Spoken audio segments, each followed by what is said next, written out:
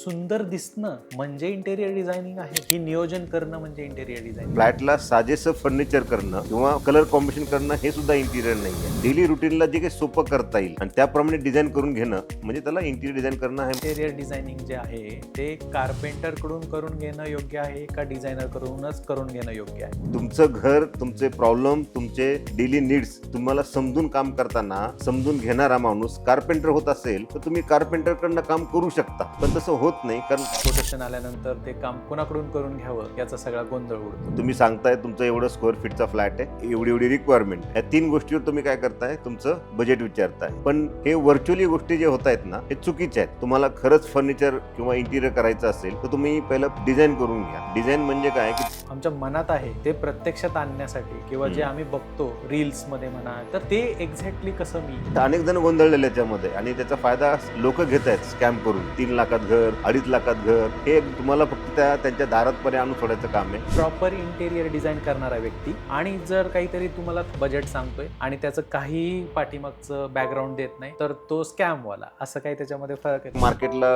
AI design आलेत, अजून काही पिंटरेस्ट आलेलं आहे किंवा अजून बरेचसे फोटोग्राफ आहेत. उचलायचं आणि तुम्हाला आणून द्यायचं, कॉपी करून पेस्ट करून तुम्हाला दाखवलं. तुम्हाला कसं कळणार की ते खरंच तुमच्या जागेनुसार केलेलं आहे की नाही? तुमच्या जागेनुसार करून घ्या, हे माझं पहिलं प्राधान्य. तुम्ही जर ते केलं नाही. नमस्कार, व्हेरीफाईड इन्क्वायरीजच्या बिझनेस पॉडकास्टमध्ये आपलं स्वागत आहे. आज आपण चर्चा करणार आहोत इंटेरियर डिझाईन या विषयावर आणि चर्चेमध्ये सहभागी होणार आहेत शुभचिंतनचे founder Sanjay Navgire sir. Sir, मी आत्ताच पुण्यामध्ये फ्लॅट घेतलाय, ओके, आणि मला माझ्या फ्लॅटचं इंटेरियर करायचं, तर मला हे इंटेरियर करण्यासाठी थोडं गाईड करा. पहिलं तर मी तुमचं अभिनंदन करतो, ठीक आहे. आणि तुमचं इंटिरियरचा बद्दल जो कन्सर्न आहे तर पण आपण त्याबद्दल जाणून घेऊ. पहिलं इंटिरियर म्हणजे काय, ठीक आहे. इंटिरियर ॲक्च्युली असं आहे की आपण जे घर घेतोय ते कोणासाठी घर घेतोय, ठीक आहे. जर आपण आपल्या स्वतःसाठी घर घेत असेल तर आपल्या काही गरजा आहेत त्याच्यामध्ये, त्या गरजा पूर्ण करण्यासाठी आपण ते घर घेतलेलं आहे. हा पहिला सगळ्यांचाच कन्सर्न असू शकतो. आणि माझं तेच म्हणणं आहे की तुमच्या ज्या गरजा आहेत त्या गरजेनुसार तुमच्या जे काही प्रायोरिटीज आहेत ज्या आलेल्या आहेत आत्ता सध्या, की तुमच्यासमोर मला ते घरमध्ये मला एक बेड होतं, ह्या घरामध्ये 2 बेड आहेत, ठीक आहे. उदाहरण दिलं तर त्या बेडमध्ये मला ते वॉर्डरोब पण पुरत नाही आणि बेड पण पुरत नव्हतं. आता त्यासाठी मी 2 BHK फ्लॅट घेतलेला आणि तिथे मला ते पण करायचंच आहे. आणि त्या गोष्टीचं तुम्हाला जो प्रश्न पडतो की हे पुरत नव्हतं म्हणून मी इथे आलेलो आहे आणि हे जे प्रश्न आहेत तुमचे, हे प्रॉब्लेम आहेत, हे सॉल्व्ह करण्यासाठी इंटिरियर डिझाईनची गरज असते आणि ते तुम्ही ते निश्चितच करून घ्या, असं माझं सुचवणं आहे तुम्हाला.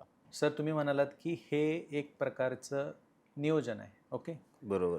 तर मग मी बऱ्याच माझ्या मित्रांचं बघितलं आहे की घर एकदम सुंदर दिसतं पण कुठंतरी पसारा पडलेलाच असतो त्यांचा, तर मग ते सुंदर दिसणं म्हणजे इंटेरियर डिझायनिंग आहे की ही नियोजन करणं म्हणजे इंटेरियर डिझायनिंग आहे? म्हणजे डेकोरेशन करणं घराचं म्हणजे इंटेरियर डिझायनिंग आहे का नियोजन करणं म्हणजे इंटेरियर डिझायनिंग आहे? तुमचं फार गोंधळ होतं इंटिरियर डिझाईनमध्ये आणि इंटिरियर डेकोरेशनमध्ये.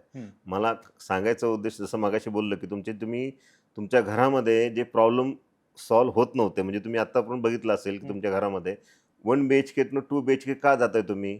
रिझन बिहाइंड की तुम्हाला ती जागा पुरत नाही आहे. बरोबर. जागा पुरत का नाही आहे? तुमचा प्रश्न तुम्हालाच लक्षात येत नाही आहे, त्याचं उत्तर त्यातच आहे. ॲक्च्युली जागा पुरत होती, त्याचं वेल ऑर्गनाइज घर केलं नाही आहे तुम्ही, वेल इंटिरियर डिझाईन केलं नाही आहे. डेकोरेशन हा नंतरचा पार्ट आहे, ठीक आहे. डेकोरेशन करणं हा सगळ्यांनाच आवडतं, पण इंटिरियर डिझाईन करण्याचा उद्देश कसा आहे की तुमचं जे जागा जी आहे ती प्रॉपर वे युटिलाइज करता आली पाहिजे तुमच्या डेली नीडला. म्हणजे काय होईल की तुमचं ती जागा कमी जरी पडली तरी ते दिसणार नाही की कमी पडते म्हणून. का? तुम्ही वेल ऑर्गनाइज घर केलेलं आहे. तुमचं 1 BHK 2 BHK जायची गरज नाही पडणार तुम्हाला. पण आता ड्यू टू रिझन तुम्ही ते घर घेतलेलं आहे. आता समजा विचार केला तुम्ही घर घेतलेलं आहे, पण हरकत नाही ना.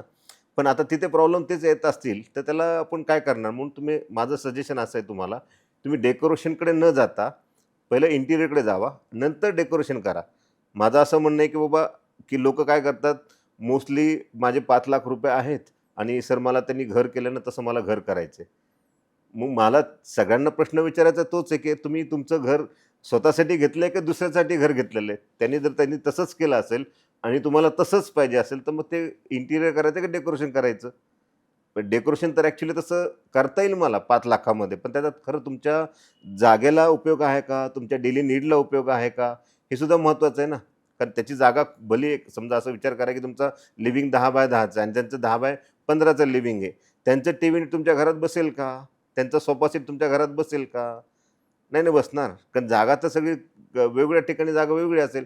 प्रत्येक गोष्ट तुमच्या जागेनुसार, तुमच्या डेलीनुसार जर विचार केला, तरच तुम्हाला ते बेनिफिट मिळेल त्याचा. म्हणून माझं सांगायचं आहे की डेकोरेशन करणं नंतर विचार करा, पहिले इंटिरियर डिझाइन करा. ओके. मग हे असं इंटेरियर डिझायनिंग जे आहे ते कारपेंटरकडून करून घेणं योग्य आहे का डिझायनरकडूनच करून घेणं योग्य आहे? आता विचार असा केला तर तो बजेटनुसार प्रत्येकाचं थिंकिंग आहे आणि प्रत्येकाला असं वाटतं की मी कुठलं तरी फर्निचर तयार केलं म्हणजे इंटिरियर डिझाइन केलं, है ना. मगापासून आपला एक विचार तोच चालू आहे की तुमचं घर, तुमचे प्रॉब्लेम, तुमचे डेली नीड्स तुम्हाला समजून काम करताना समजून घेणारा माणूस कार्पेंटर होत असेल, तर तुम्ही कार्पेंटरकडनं काम करू शकता. पण तसं होत नाही, कारण रिझन बिहाइंड तुम्हाला ते सांगता येत नाही आणि त्याला ते समजत नाही, कारण तो टेक्निकली पार्ट तसा तो नाही आहे. तो फक्त काय करू शकतो, मटेरियल कापू शकतो. तुम्ही सांगाल तेवढं मटेरियल कापू शकतो आणि जिथं लावायचं सांगितलं तिथे करू शकतो. त्याचं नुकसान काय होऊ शकतं तुम्हाला? 3 ते 4 नुकसान तुमचे तिथे ठळकपणे दिसतात मला. एक तर तुमचं वेल ऑर्गनाइज घर होणार नाही आहे. दुसरं आहे तुमचं अनवॉन्टेड मटेरियल वेस्टेज जाणार आहे. तर प्री प्लॅनिंग नाही आहे. तिसरं तुमचं नाहक पैसा खर्च होणार आहे.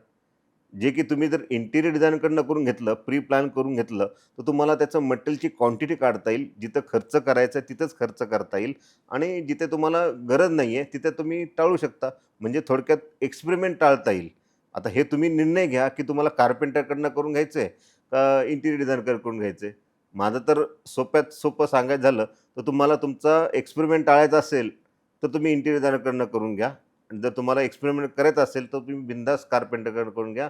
जेणेकरून तुमचं बजेट 5 लाख ते 10 लाखाचं 20 लाख होऊ शकतं.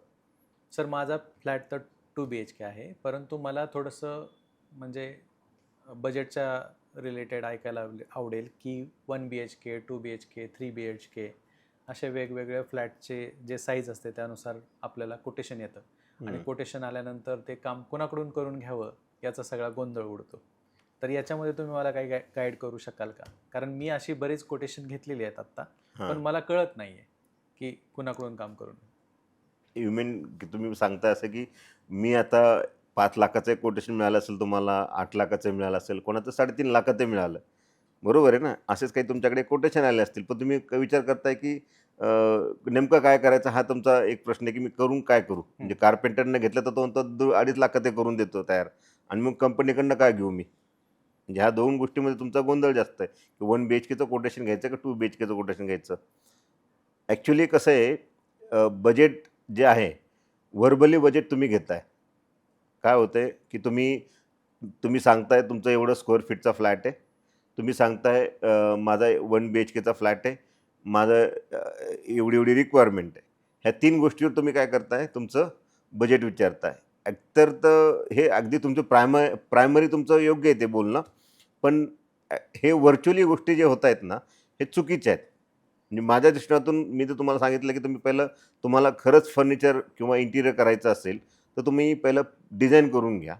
डिझाइन म्हणजे काय, की तुमच्या ज्या रिक्वायरमेंट आहेत, त्या रिक्वायरमेंट तुमच्या जागेचं माप हे सगळं त्या इंटिरियर डिझायनरला कळवलं गेलं पाहिजे किंवा त्याला बोलवलं गेलं पाहिजे.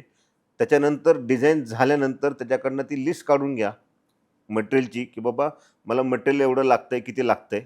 तुम्हाला अंदाज येईल, तुम्ही मटेरियल कुठूनही घेऊ शकता. ओके. ठीक आहे. त्याचा बेनिफिट आहे. डिझाइन झाल्याशिवाय तुम्हाला मटेरियलची क्वांटिटी काढता येणार नाही आणि क्वांटिटी काढल्यानंतर एक 2-3 बेनिफिट असतात, की कार्पेंटरला तुम्हाला वाटलं, की कार्पेंटरकडे करून घ्यायचं आहे.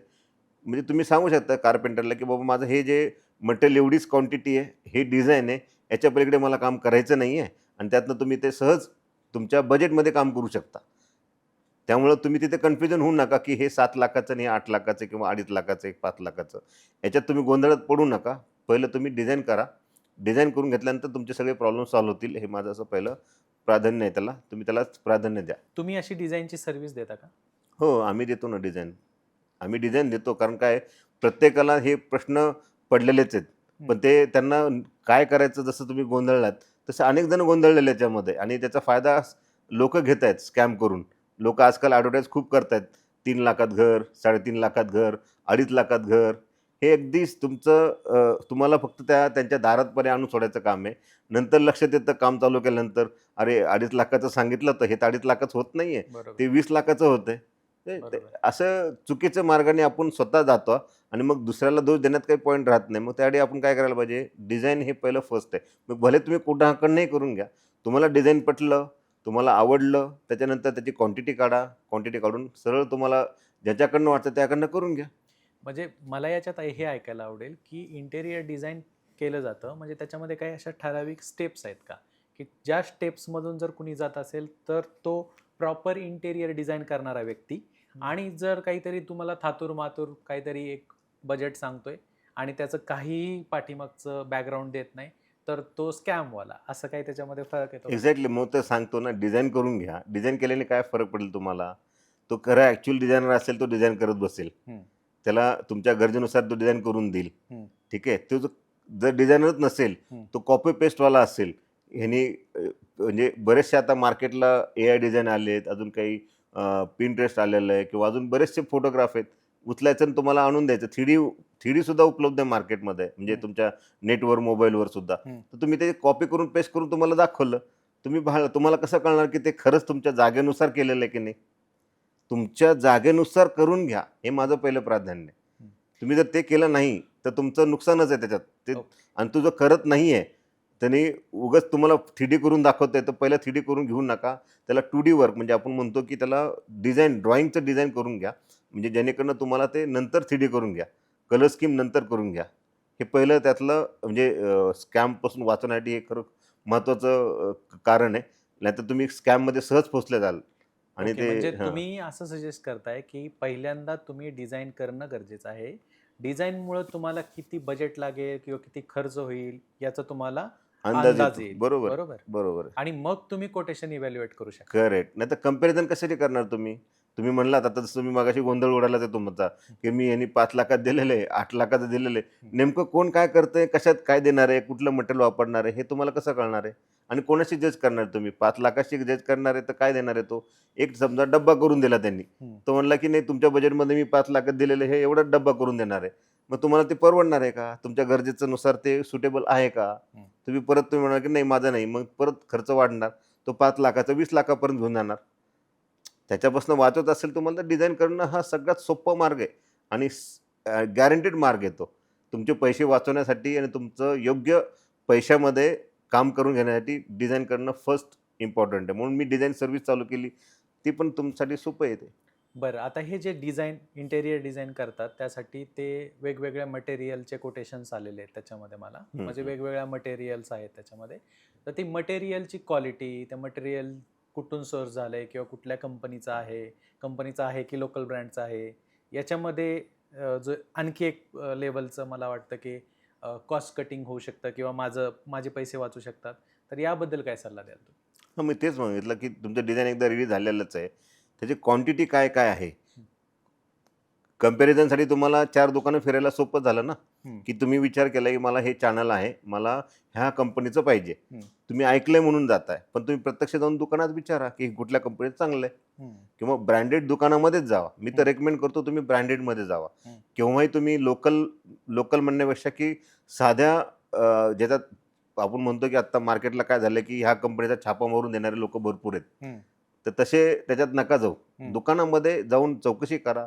4 ठिकाणी तुम्हाला योग्य वाटतं त्या ठिकाणी तुम्हाला आलं तर तुम्ही घेऊ शकता ते. पण तुमचे पैसे वाचतील कधी? ह्याच कारणामुळे वाचतील. हा, तुम्ही डिझाईनच सगळ्या गोष्टींचा बेसिक बेसिक तेच आहे. बरोबर आहे. आता मी तुमचं डिझाईनच्या रिलेटेड जे काही तुम्ही बोलला ते ऐकलं. बरोबर. त्यानंतर तुमचं मटेरियलवरती जे ओपिनियन आहे ते पण ऐकलं. तर मला असं वाटतं की मला तुमच्याच फर्मबरोबर काम करायची इच्छा आहे. बरं.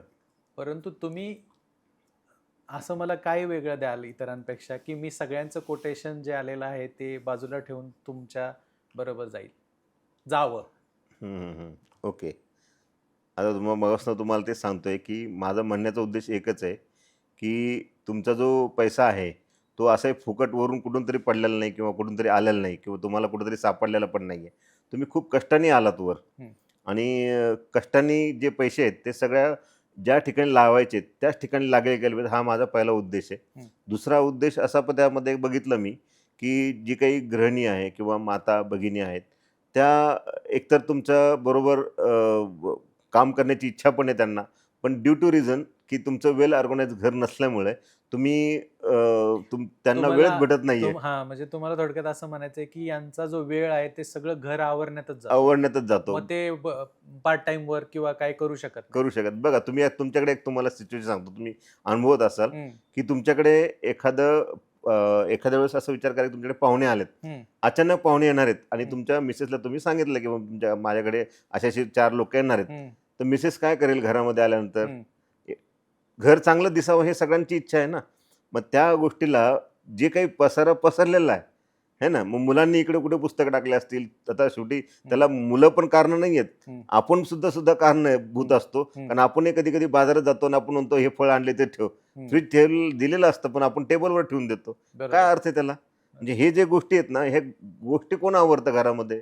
आजकाल नोकर तर मिळत नाहीत ना. नोकर, बायको म्हणजे नोकर नाहीये, तिला काहीतरी जगण्याचा अधिकार आहे. मग ह्या गोष्टीचा सुद्धा आम्ही विचार करतो. बरोबर. ह्या डिझाईनमध्ये आम्ही ह्या सुद्धा गोष्टीचा विचार करतो, जेणेकरून तुम्हाला सोयीस्कर कसं करता येईल घर, हे आमचा मेन उद्देश आहे. आणि हे दुसरे म्हणजे 2 कारणासाठी आमच्याकडे येऊ शकता तुम्ही, असं माझं एक हे आहे. माझं महत्वाचं कारण तर तो पसारा आहे आणि ते जे आवरण्यामध्ये वेळ जातो ना, तो मला कट करायचा आहे. म्हणजे ते जे असं म्हणतात ना, पसारा कॅनॉट बी क्रिएटेड और not be destroyed, only transferred from one location to another location. बरोबर आहे. ते म्हणजे ऍक्च्युली कोणाला घर चांगलं आवडत नाही. तुम्ही जसं मगाशी म्हणला की अरे मला डेकोरेशन म्हणजे दिसायला घर खूप सुंदर आहे आणि मला ते घर दिसायला पाहिजे चांगलं. म्हणजे तुम्ही जर अर्थात तुम्ही घर वेल ऑर्गनाइज नसेल तुमचं घर, तर सुंदर होणारच नाही. आणि राहिला काय प्रश्न की तुम्ही पोस्टर आणून ठेवा, वॉलपेपर आणून लावा, कुठलं काही आणून ठेवा, त्याचा तुमचा मेंटेनन्सचा कॉस्ट वाढत जाणार त्याच्यामध्ये. म्हणजे तुम्ही स्वतः अडॉप्ट केलेल्या गोष्टी तुम्ही आणून ठेवताय, म्हणजे अडॉप्ट करताच आहे, आणि ते मेंटेनन्स कोण करतंय? तर घरची गृहिणी करते. बरोबर आहे. मग विनाकारण तिला कशाला, म्हणजे तिचे काही छंद आहेत, तिला काहीतरी इच्छा आहे की मला मी करिअर करायचंय. म्हणजे तुम्हाला असं म्हणायचंय की तुम्ही त्या घरामध्ये राहणाऱ्या गृहिणीचा विचार करताय, हो. त्याच्यामध्ये असणाऱ्या वेगवेगळ्या प्रोफेशन असणाऱ्या लोकांचा विचार करताय की त्यांना सुटेबिलिटी कशी मिळेल. बरोबर आहे. म्हणजे जर कोणाला वर्क फ्रॉम होम करायचं असेल तर त्याचा विचार करताय, बरोबर आहे. आणि पटकन आवरून जरी निघायचं असेल तर त्याचा पण विचार करताय. माझा उद्देश तोच आहे अचानक ना. कोणीतरी पाहुणा तुमच्याकडे येत असेल तर त्याचाही विचार करताय. अगदी. म्हणजे तुम्ही अशा वेगवेगळ्या Angle विचारातून अँगल मधून तुम्ही ते डिझाईन बनवता, बरोबर असं आहे. तुमचं म्हणणं आहे. हो, नाही तसंच करावं लागतं. म्हणून मी तुमच्याकडून बनवून घ्यावं असं तुम्हाला वाटतंय. बरोबर आहे. कारण तुमचं घर जे तुमच्यासाठीच आहे, पण इतर लोक सुद्धा, म्हणजे पाहुणे येणं सुद्धा एक आपली संस्कृती आहे आणि पाहुणे आले म्हणजेच आपलं एक प्रॉस्पेरिटी आहे. आपण त्याला टाळू शकत नाही. आपण जोपर्यंत घरात लोकांना बोलवत नाही ना, तोपर्यंत आपलं घर प्रॉस्पर होत नाही, म्हणजे वाढत नाही आहे. ते तुम्ही वाढवण्यासाठी तुमच्या घरात पाहुणे आलेच पाहिजेत, त्याचा विचार केला पाहिजे. म्हणजे आम्ही एकाच वेळेस घरात राहणाऱ्या लोकांचा पैसे का खर्च करताय, नंतर दुसरं तुमचं गृहिणी काय, त्याला काहीतरी छंद आहे, तिला काहीतरी अर्थाने काहीतरी, तिला काहीतरी करिअर केलं आहे, काहीतरी शिकली आहे, तिला पण त्याचा उपयोग झाला पाहिजे ना. ती सगळ्यात गोष्टीत गुंतली गेली आहे, तुम्ही आपल्या लोनमध्ये अडकून बसला आहे. म्हणजे प्रत्येकजण टेन्शनमध्ये का जगायचं तर एकदम व्यवस्थितपणे जगा, आणि त्या जगण्यासाठी इंटिरियरकडनं आमच्याकडनं हे सगळ्यात महत्वाचं ठरू शकतं. तुम्ही असा सुटसुटीत विचार करता. ते विचार करणं गरजेचं आहे. तुम्ही जर हे विचार नाही केला तर तुम्ही पसारात आवरावरी तुम्हालाच करणं भाग आहे. बरं, मला अजून एक प्रश्न म्हणजे पडलाय की हे 2 BHK फ्लॅट तर मी घेतलेला आहे, पण 2 BHK फ्लॅट मध्ये मला इंटेरियर करायचंय ते माझ्या स्टेपनुसार, म्हणजे माझी जशी कॅपॅसिटी आहे खर्च करण्याची त्यानुसार करायचंय. तर त्याच्यामध्ये तुमची सुटेबिलिटी आहे का? हो, आहे ना. ओके, अगदी ते सुद्धा म्हणजे पॉसिबल आहे. पहिल्यांदा हॉलचं करेल, परत नंतर माझं किचन करेल, त्यानंतर मग मी माझं बेडरूम करेल, असं करू शकतो का? तुम्हाला खरं तर टप्प्याटप्प्याने इंटिरियर करायचं आहे किंवा तुम्हाला टप्प्याटप्प्याने तुमचं फर्निचर करायचं असं तुमचं म्हणणं आहे, नाही अगदी रास्त आहे. कारण माझं तेच म्हणणं आहे की तुम्हाला जेव्हा तुमचं इच्छा असते पैसे खर्च करायची, त्याच वेळेस ते तुमची इच्छा तयार होते आणि मला इंटिरियर करायचं असं सगळ्यांचं म्हणणं असतं. बरोबर. होतं काय की माझं याच्यामध्ये तुम्हाला सुचवताना असं सुचवतं की तुम्ही एकदाच करून घ्या सगळं इंटिरियर. त्याचं कारणही असं आहे की मटेरियल हे स्टँडर्डाइज आहे. म्हणजे लॅमिनेट म्हणा, व्हिनियर म्हणा किंवा प्लायवूड म्हणा, हे स्टँडर्डाइज आहे. जसं साईज असते 8x4, 8x4 त्याच्यावर काही मिळणार नाही तुम्हाला. 8x4चा जो युटिलायझेशन आहे पर्पज आपल्या डिझाईननुसार, ते काही मटेरियल त्यातलं वेस्टेज जाणार आहे. वेस्टेज इन द सेन्स की युटिलाइज केलं जाणार नाही आहे आणि ते काही दिवस कारणास्तव पडून राहणार आहे. जेव्हा तुमचा वेळ येईल त्यानंतर तो युटिलाइज होणार आहे. पण तोपर्यंत इन केस ऑफ ते हवामानाच्या याच्यामध्ये अडकून राहिलं किंवा अडगळीच्या सामात अडकून बसलं तर तुम्हाला ते एक अडचणच राहणार आहे घरामध्ये. त्याशिवाय ते मटेरियल युटिलाइज होईल याची काही गॅरंटी नाही आहे. तर त्या साईजला सुटेबल झालं पाहिजे. ठीक आहे. पण आता हे जे मटेरियल, एकतर हे एक रिझन आहे की तुम्ही ते काम करून घ्या वन टाइम. दुसरं रिझन असं आहे की छोट्या कामाला माणसं मिळत नाहीत. असं म्हणू शकता की तुम्ही मला फक्त टी-युनिट करून द्यायचं आहे, तर टी-युनिटसाठी एक वेळेस माणूस येईलही, पण तो 100% चांगला भेटेल याची गॅरंटी नाही आहे. का? कारण जे स्टँडर्ड काम करणारे चांगले लोक आहेत ते छोट्या कामात वेळ देऊ शकत नाहीत. ओके. आणि तुम्हाला तुमच्या वेळेनुसार यायला आजकाल ते काही प्रोसेस नाही आहे. त्यामुळं ट्रान्सपोर्टेशनसुद्धा खूप महाग आहे. त्याचबरोबर तुमचा टाईम, लेबरचा टाईम आणि सगळ्याचं सोसायटीचा पण एक प्रॉब्लेम आहे. आज 2 ते 4 बंद करतात, काही ठिकाणी 1 ते 5 बंद करायला लावतात. मग त्या गोष्टीमध्ये तुमचं काम कसं शक्य आहे? जेवढा तुम्हाला वेळ भेटेल तेवढ्या वेळात तुम्ही जेवढं काम करत असेल तेवढं करून घ्या. म्हणजे त्यातनं तुमचे पैसेही वाचतील आणि पैसे वाचत नसेल तर उपयोग करून त्याचा खरं काम करण्यात काही पॉईंट नाही आहे. माझं एकच मत आहे की बुवा तुम्ही वन टाईम करून घ्या. आता शेवटी तुमचा निर्णय येतो की तुम्हाला टप्प्याटप्प्याने करायचं का कसं करायचं. तर असे माझा एक आणखी प्रश्न आहे की माझी जी सोसायटी आहे ना तिथं जर ते 2 म्हणजे दुपारी वगैरे काम केलं तर लोक येऊन कंप्लेंट करायला लागतात. हो हो ओके. तर ते जे मगाशी आपण बोललो मॉड्युलर डिझाईनचं, मॉड्युलर फर्निचरचं, तर एकदा तुम्ही डिझाईन करून घेतलं आणि डिझाईन करून घेतल्यानंतर तुम्ही ते कुठल्या तरी एका ठिकाणी बनवून परत तुम्ही आणून तिथं बसवू शकता, असं काही आहे का तुमच्याकडे कन्सेप्ट? कारण तो तिथं जो आवाज होतो त्याच्यामुळे जो इतर शेजाऱ्यांना त्रास होतो तो होऊ नये म्हणून मग काय करू शकता? नाही, ॲक्च्युली कसं आहे याच्यामध्ये मी माझ्याकडे ती कॉन्सेप्ट तर आहेच आहे, ते मी करून देऊ शकतो तुम्हाला. पण माझं कसं होतं याच्यामध्ये ट्रस्ट फॅक्टरसाठी मी तुमच्या घरीच का करतो, कारण मी जे काही कमिटमेंट करतो आहे तुम्हाला, हे मटेरियल यूज करणार आहे, ते मटेरियल यूज करणार आहे, हे तुम्हाला प्रत्यक्ष दिसतं काय काम चालू आहे, कसं काम करत आहेत. त्याचा दुसरा ड्रॉबॅक असा आहे की मी मटेरियल बाहेरून आणून लावून पण देईल तुम्हाला, ठीक आहे. पण ते तुमच्या जागेला कितीही काही केलं तरी सुटेबल होत नाही. का होत नाही? कारण काही ठिकाणी कॉलम बाहेर आला असतो, कुठेतरी बीम बाहेर आला असतो, कुठली भिंत सरळ नसते. त्यामुळं ते जे काही बाहेरून फर्निचर आणू त्याच्यामध्ये तुम्हाला तुमचं जर सॅटिस्फॅक्शन होत असेल तर तुम्ही ते युटिलाइज करू शकता. पण माझ्या हिशोबाने ॲज अ डिझायनर ते सुटेबल होत नाही. कारण मला एकदम पॅरलल पाहिजे असतं. तुम्ही खर्च का करताय पैसे? की तुम्हाला एकदम सुटेबल पाहिजे. मग सुटेबल पाहिजे असेल तर तिथे जागेवर केलेलं कधी पण फर्निचर चांगलं असं हे माझं सुचवणं आहे तुम्हाला. बाकी तुम्हाला असं वाटलं की याच्यामध्ये हे बाहेरून करून आणलं तर करून द्यायला मी तयार आहे. म्हणजे आता जर तुम्ही डिझाईन ऑलरेडी बनवलेलं आहे, तुम्ही त्या जागेचं पूर्ण मेजरमेंट घेतलेलं आहे, तुम्ही ती जागा पण बघितलेली आहे, ते कॉलमचं वगैरे पण ॲडजस्टमेंट तुमच्या लक्षात आलेलं असेल त्या डिझाईनमुळं, तर अशा परिस्थितीमध्ये आपण बाहेर बनवणं कितपत योग्य आहे? मी तेच सांगतो. आता कसं आहे की मशिनरीसुद्धा लिमिटेशनमध्येच काम करतात ना. सगळ्याचं स्टँडर्डायझेशन आहे. म्हणजे ते प्रत्येक गोष्ट स्टँडर्डमध्ये मोडले जाते. मग मॉड्युलर फर्निचर असो नाहीतर त्याचा येणारा रॉ मटेरियल असो, सगळं स्टँडर्ड याच्यामध्ये येतं आणि कोणाला वेस्टेज जाऊ नये. म्हणजे कुठे-शेवटी मी पण एक मॅन्युफॅक्चर असा विचार केला तर मलाही वेस्टेज जाऊ नये हे मी विचार करणार ना. आता हे विचार करण्यासाठी एक स्टँडर्ड प्रॅक्टिस केलेली की मास क्वांटिटीमध्ये की आपण ज्यावेळेस काम करतो हे स्टँडर्डायझेशन आहे. 6x4चा वॉर्डरोब करायचा, 5x4चा वॉर्डरोब करायचा. पाठीमागं खास नाही काढू शकत कारण ड्यू टू रिझन कॉलमला तर मशीनमध्ये तसं काही करता येत नाही. मग ते प्रॅक्टिकली तुम्हाला ऑन साईटच करावं लागेल काय करायचं झालं तर. आणि करायचं झालं तर मग परत मुद्दा तोच आला की तुम्ही फर्निचर तुम्ही म्हणजे रेडीमेड फॅक्टरीमधून तयार करून आणले परत परत इथं करताय. डबल काम कशाला करायचं? बरं ती जी त्याची अलाइनमेंट असते, जे कंपनीमध्ये फिटेड होऊन जाते, इथं आल्यानंतर ती सुटेबल होती की नाही? कारण इथं ते कॉलम बीममुळं बाहेर आलेली असते जागा. त्याला सुटेबलच करता येत नाही. खूप ड्रॉबॅक आहे त्याचा.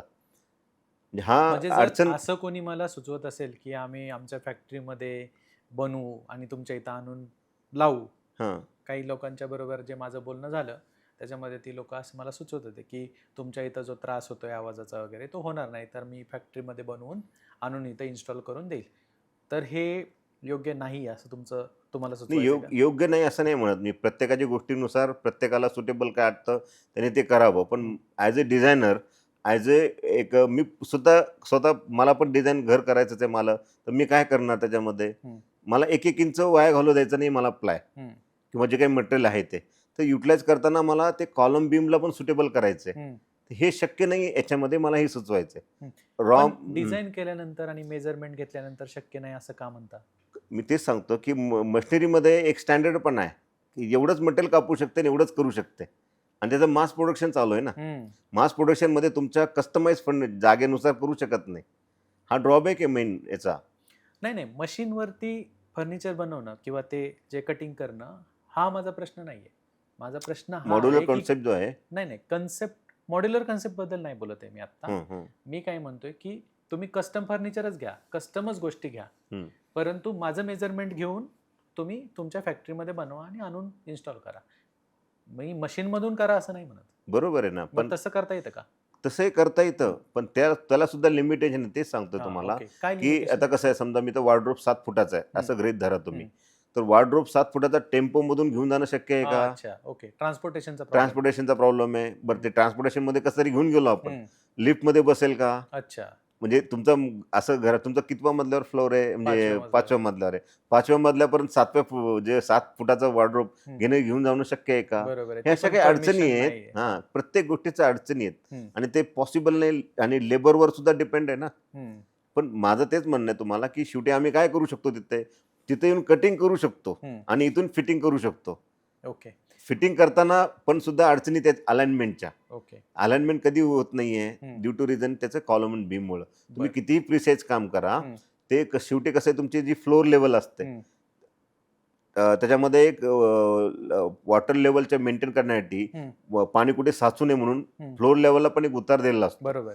त्यामुळे सुद्धा तुम्हाला ती अडचण दूर करता येत नाही आणि मग ते करायला गेलं तर मग कुठेतरी एक बाजू वर येते, एक बाजू खाली जाते बरोबर. आणि मग ते परत अलाइनमेंट होत नाही, दरवाजा कुठेतरी वाकडा तिकडा होतो. हं. ते एक्सपेरिमेंटच आहेत. खूप लोकांनी केले, पण बरं. 100% सक्सेसफुल नाही आहे त्याच्यामध्ये. बरोबर. 90% लोक म्हणतात आम्ही सॅटिस्फॅक्शन आहे, म्हणजे सॅटिस्फॅक्शन देतो आम्ही हं. आणि सॅटिस्फॅक्शन क्लायंट पण आहेत. हं. ते एकदम स्ट्रेट लेवल ठिकाणी ठीक आहेत आणि त्यांना फक्त जुजबीज फर्निचर करायचे, हां. त्यांच्यासाठी ठीक आहे ते. म्हणजे 100% इंटिरियर डिझाईन करायचं आणि ते डिझाईन करताना गरजेनुसार करायचं आहे, हं. ते पॉसिबल नाही त्याच्यामध्ये. ओके. मला हे सुचवायचं आहे, की तुम्ही जरूर करा, हरकत नाही तुम्हाला जे योग्य वाटतं ते. हं. पण ह्या काम करताना तुम्हाला कुठेही हं. ऑन साईट काम केलेलं कधी पण चांगलं. म्हणजे तुम्ही हं. ऑन साइटच प्रिफर करता. हां, सगळ्यात सोपं आहे आणि प्रत्येकाच्या ट्रस्ट फॅक्टर आहे ना शेवटी. ओके. आता एक परवा माझा एक क्लायंटनं मला सांगितलं, की मी एकाकडनं फर्निचर घेतलंय, रेडीमेड फर्निचर. आता ते घरी आणल्यानंतर इन्स्टॉल करताना खूप अडचणी झाल्या. पाठीमागे गॅप भरपूर राहिला. गॅप राहिल्यानंतर तिचं जाळं व्हायला लागलं. हं. आता जाळं झालं ठीक आहे, पण त्याच्या पाठीमागं मेन काय त्यांनी प्लायवूड सांगितलं आणि मटेरियल MDF यूज केलं त्यांनी. बरोबर. आता MDF काय आहे? शेवटी भुसा आहे. हं. म्हणजे तुम्हाला सांगितलं एक आणि करतायत एक. हे तुमच्या दृष्टिकोनातून योग्य असेल तर तुम्ही ते खर्च करा. नाही, नाही. माझा हं. प्रश्न ह्या अँगलनी होता. कारण मी आणि माझी वाईफ दोघं पण आम्ही जॉब करतो. बरोबर आहे. त्यामुळं शक्यतो घरी असत नाही आम्ही. म्हणजे बरोबर, बरोबर. तुमच्या टायमिंगला, अगदी, तुमच्या अगदी, वर्किंग टायमिंगला. अगदी, अगदी. म्हणून मी हा पर्यायाचा विचार करत मग होतो. त्यासाठी आमची ॲक्च्युअली काय माहिती आहे का, आमची एक टीम आहे हं. स्वतःची, जी गेली 23 वर्षापासून आहे. हं. आता ह्या टीमचं कसं आहे, शेवटी तुम्ही माझ्याकडे आलात तर माझ्या टीमकडे बघून नाही आलात, पण माझ्याकडे बघून आलात. बरोबर. मी इस्टॅब्लिश आहे म्हणून. हं. ठीक आहे. आता माझी टीम ही ट्रेन टीम आहे, की ज्याच्यामध्ये ती कुठे काहीतरी झालं, नुकसान होऊ नये आणि त्याच्यानंतर आम्ही कॅमेरे पण लावतो. साईटवर काही काम अच्छा, चालू आहे, म्हणजे तुम्ही सिक्युरिटीची पण गॅरंटी घेता. गॅरंटी घेतो. बरं. त्याचं रिझन आहे की शेवटी ट्रस्ट फॅक्टर आहे ना. तुम्ही आलात, तुम्ही शेवटी पैसे तुमचे जे आहेत, त्या गोष्टीला काही ना काहीतरी महत्त्व आहे. हं. मी पण तसं झिरोतनं वर आलेलो आहे. मी काही एकदम असं माझ्याकडे पण भरपूर पैसे आहेत आणि तुमचं इंटिरियर करायला बसलो, तुम्ही 10 लाख रुपये द्या मी करतो, असं नाही आहे. तुमचे जरूर तुमच्या ज्या काही गोष्टीला सोप्या-सोपं करता म्हणजे येईल. तुम्ही सुरक्षिततेची काळजी घेता, हा एक तुमचा प्लस पॉइंट आहे. प्लस पॉइंट आहे. हो. ओके. तुम्ही जे आत्तापर्यंत मला सांगितलं त्याच्यातून मला कन्व्हिन्स झालंय की तुम्ही माझं जर इंटेरियर डिझायनिंग कराल तर प्रॉपरली कराल, कारण तुम्ही हम्म. बऱ्याच गोष्टींची त्याच्यामध्ये काळजी घेता, अगदी मटेरियल पासून, सिक्युरिटी पासून, माझ्या जागेबद्दल, त्याचं व्यवस्थित नियोजन कसं करायचं त्याबद्दल. परत तुम्ही हे पण सांगताय की ते एका फ्लोमध्ये का करायचं, बरोबर म्हणजे आहे. अशा बऱ्याच गोष्टींबद्दल तुम्ही माझ्या काही शंका होत्या त्यांचं समाधान केलेलं आहे. परंतु मला असं विचारायचं आहे की जे मला म्हणजे आमच्या मनात आहे ते प्रत्यक्षात आणण्यासाठी, किंवा जे हम्म. आम्ही बघतो हम्म. हम्म. रील्समध्ये म्हणा किंवा पिंटरेस्टवरती म्हणा, तर ते एक्झॅक्टली कसं मी म्हणजे ते कसं कन्व्हिन्स म्हणजे करू तुम्हाला असं माझ्या वाटतं की पार्टनरला सुद्धा की हां. हा आपलं इंटेरियर डिझाईन जर यांच्याकडूनच करून घेतलं तर ते असंच दिसेल. हां, म्हणजे तुमच्या एक माइंडमध्ये एक मला असं पिक्चर दिसतंय, हम्म. की तो तशाला तसा तुमच्या घरात काहीतरी करायचं आहे. Yes yes. बरोबर आहे ना? हम्म. म्हणजे उदाहरणार्थ तुम्ही कुठेतरी बघितलं असेल Googleवर, म्हणजे कुठेतरी कोणाकडे तरी बघितलं असेल. हम्म. ठीक आहे, तसं आपण करू शकतो. हम्म. पण माझा एक असं सांगायचा उद्देश आहे, आपण करताना एक विचार लक्षात ठेवा, की ते जे पिक्चर पाहताय तुम्ही किंवा तुम्ही जे पिक्चर घेऊन माझ्याकडे येताय, हम्म. ॲक्च्युली ती जी जागा आहे आणि तुमची जागा जी आहे, ती सिमिलर आहे का? हम्म. ती जर सिमिलर असेल तर आपण मग त्याला कॉपी पेस्ट करू शकतो. हम्म. पण माझं माझं म्हणण्याचा उद्देश एकच आहे, की ती कॉपी पेस्ट करण्यापेक्षा तुमचं काही स्वप्न आहे ना, हम्म. ते स्वप्नाप्रमाणे करा ना. दुसऱ्याच्या स्वप्नाप्रमाणे तुम्ही का करताय? बरोबर. तुमचे स्वप्न आहेत, सांगा ना मला असं नाही असं पाहिजे, मी करतो. ओके. मग मी करायला तयार आहे ना. तुमच्या स्वप्नासाठी तुम्ही घर म्हणजे घेतलेलं आहे. तुमची अशी काही एखादी मीटिंग आहे का की ज्याच्यामध्ये आपण जर एकत्र बसलो हम्म. तर तुम्ही एखादी थीम डिझाईन करता, किंवा आमचं मत विचारात घेता आणि त्यानंतर तुम्ही आम्हाला काही सॅम्पल्स शो करता, हो, असं हो, काय हो. आहे का तुमची आहे, समस्या? आहे, आहे. आमच्याकडे कसं आहे फॅसिलिटी, काही तुम्ही जेव्हा आमच्याकडे ऑफिसमध्ये याल, हम्म. तर आमचं एक सेपरेट एक्सपिरियन्स सेंटर आहे. अच्छा. एक्सपिरियन्स सेंटर म्हणजे असं आहे, की हम्म. तुम्ही आल्यानंतर तुमच्याकडनं आम्ही पूर्ण तुमची सायकॉलॉजी हम्म. किंवा तुमचं दिनचर्या हम्म. हे सगळं समजून घेतो अच्छा. आणि मग त्याला अनुसरून आम्ही डिझाईन देतो हम्म. आणि त्याच्यानंतर एक थीम सुचवतो. हम्म. तुम्हाला योग्य वाटली हम्म. तर ते करू शकतो. तुम्हाला असं वाटलं त्यात तो कलर आवडत नाहीये हम्म. किंवा तो असं आणि असं पाहिजे, हम्म. तर ते का समजून घ्यायला पाहिजे, की हम्म. असंच असायला पाहिजे आणि तसं नसायला पाहिजे, हम्म. ते पण आम्ही तुम्हाला समजून सांगतो. जर इन केस तुम्हाला तसं पटलं की बाबा हे योग्य रीतीने चाललंय, हम्म. मग आपण गो हेड करतो. अदरवाईज तुम्ही म्हणाल तोपर्यंत आम्ही डिझाईन पण तुम्हाला सोल्युशन देतोच ना. हम्म. अच्छा. आमच्या फ्लॅटमध्ये आम्हाला एका रूममध्ये, मी हम्म. आता प्रोफेशननी प्रोग्रॅमर आहे, हम्म. तर मला थोडंसं काम करताना एकदम असं लाईव्हली वाटेल हां, हां, असं हां. जर काही ब्लेंड आणता येईल तर ते त्या प्रकारचं ब्लेंड आणता येईल का डिझाईनमधून सुद्धा? एक्झॅक्टली माझं तेच म्हणणं आहे. तुम्हाला लक्षात घ्या, दिनचर्या काय आहे हम्म. किंवा तुमच्या गरजा काय आहेत, येस. त्यानुसार इंटिरियर डिझाईन करणं. आता हे जे इंटिरियर डिझाईन म्हणजे तुमचं प्रोफेशनल एक विचार केला, तुमचं स्टुडिओ वेगळा किंवा तुमचं घर वेगळं, बरोबर. पण घरामध्ये सुद्धा तुम्हाला ती फॅसिलिटी पाहिजे. हम्म. मग ते कशी पाहिजे, काय नाही पाहिजे, तुमची जागा किती आहे, ते जगताना सुद्धा कुठे अडचण नाही आली पाहिजे आणि हे सुद्धा प्रोफेशनल जगता आलं पाहिजे. तर बरोबर. हे जगताना आम्ही त्याची काळजी घेतोच ना त्याच्यामध्ये. अच्छा.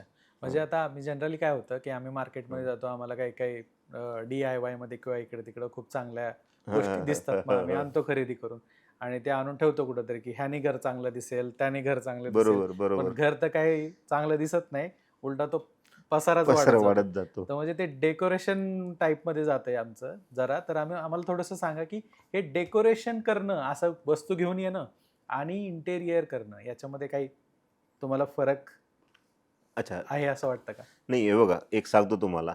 तुम्हाला एक छंद आहे, की कुठतरी गोष्ट चांगली दिसली ती घेऊन यायची. येस. तो छंद आहे, बर. तो डेकोरेशन नाहीये. तुम्हाला वाटलं की मूर्ती खूप छान दिसते म्हणून तुम्ही घेऊन आलात, ते फोटोग्राफ चांगले लावून तुम्ही घेऊन आलात, एखादं झाड चांगलं म्हणून तुम्ही घेऊन आलात.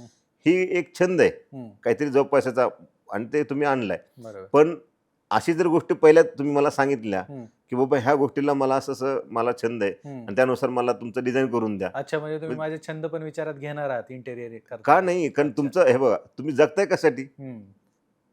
जे तुम्ही सगळ्या गोष्टीचा विचार करता ना, कारण माणूस एक असा आहे किंवा आपण जे मनुष्य प्राणीच असा आहे की 8 दिवसाला जे काही ना काहीतरी विचार चेंज होतात. Yes, yes. किती काही तुम्ही मोठं घर घ्यायला घेतलं, 1 करोडचं घर घ्या नाही तर 10 कोटीचं घर घ्या, तुम्ही चेंज होणार ना.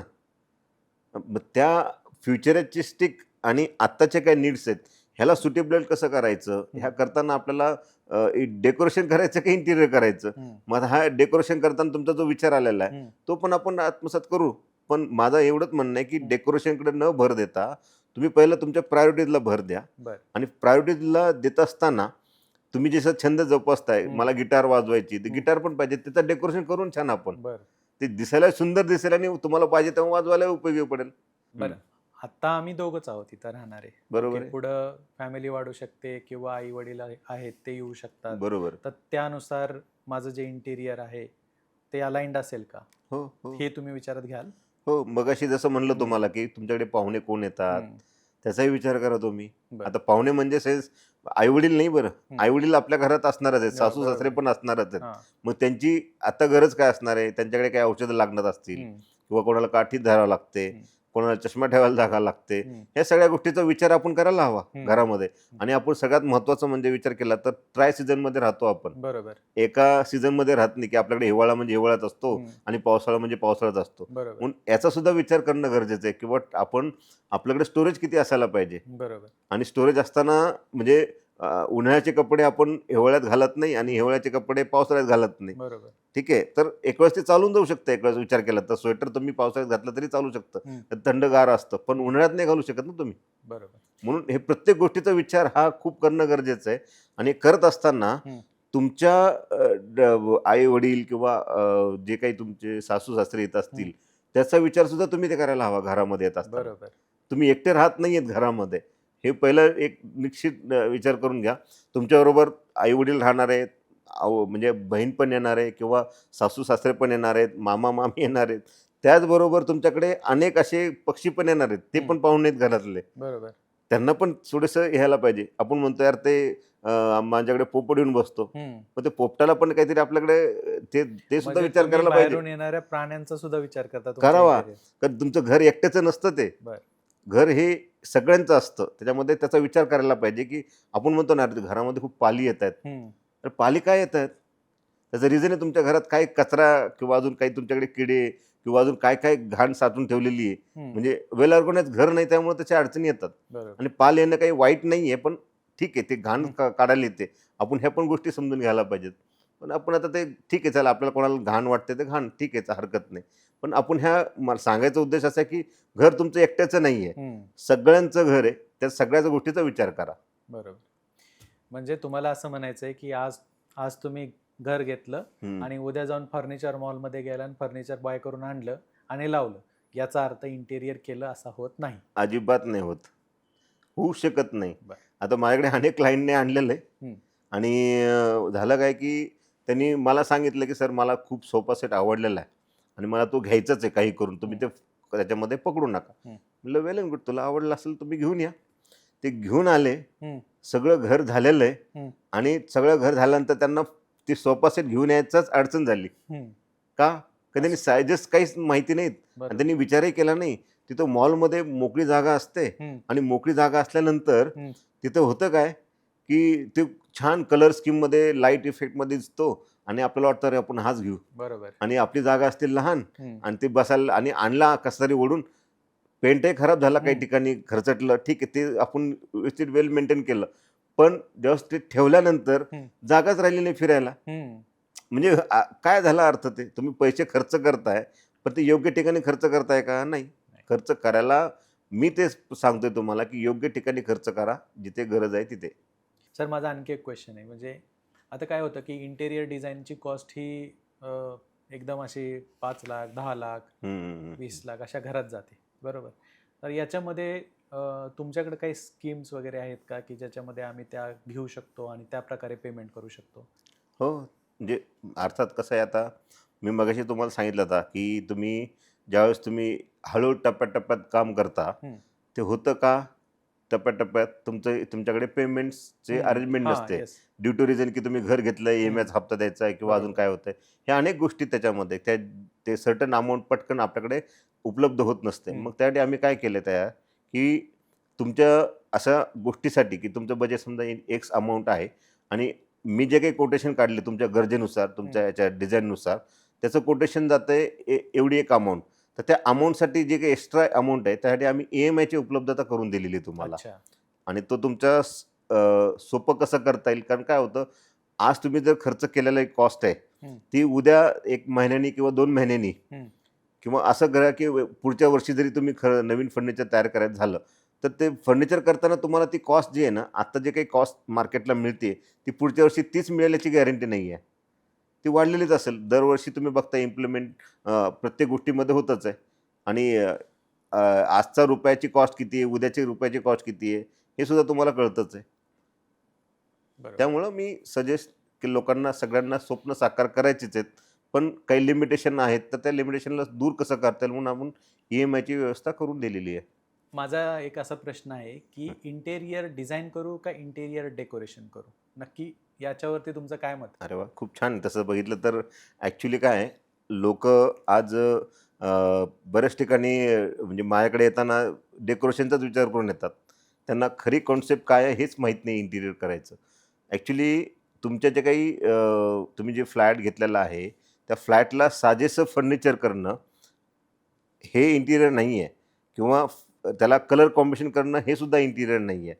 आपण त्याला भर जास्त देऊन न देता आपण डेली रुटीनला जे काही सोपं करता येईल आणि त्याप्रमाणे डिझाईन करून घेणं म्हणजे त्याला इंटिरियर डिझाईन करणं हे माझ्या सोप्या भाषेत सांगायचं झालं तर. मग त्यात आपण काय विचार करायला पाहिजे, की डेकोरेशन करताना कलर कॉम्बिनेशनचा विचार येणार, वॉलपेपरचा विचार येणार, कुठलं झाड कुठे लावायचं किंवा लाईट कुठे लावायचा. हा डेकोरेशनचा प्रकार आहे. हे मान्य आहे. आपण त्याला प्राधान्य देऊ. पण ते 10% देऊ. 90% तुमची जी युटिलिटी आहे घराची, त्याला जास्तीत जास्त कसा उपयोगात आणता येईल, त्याचा उपयोग करून घेऊ आणि त्याच्यानंतर मग डेकोरेशन करू, असं माझं तुम्हाला माझ्यातर्फे सजेशन असेल.